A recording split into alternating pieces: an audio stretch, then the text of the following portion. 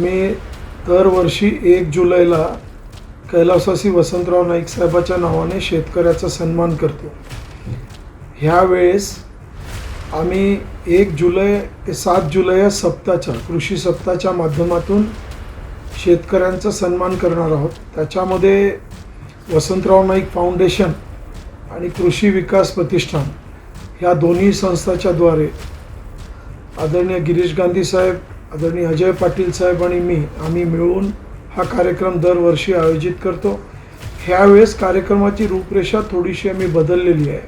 प्रत्येक वर्षी आम्ही एक प्रयोगशील शेतकऱ्याचा सन्मान करतो।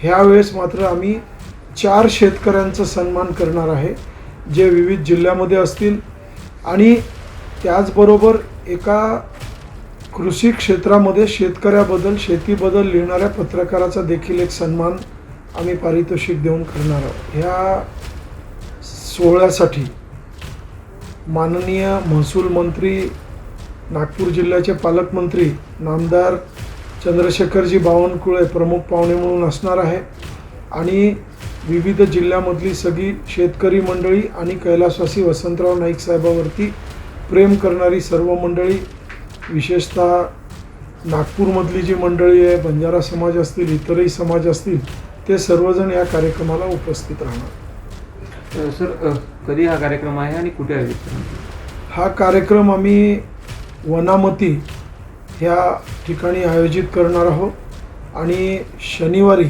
4 जुलैला सायंकाळी 4 वाजता ह्या काळ्या मातीचं इमान राखणाऱ्या शेतकऱ्यांचा आम्ही सन्मान करतो।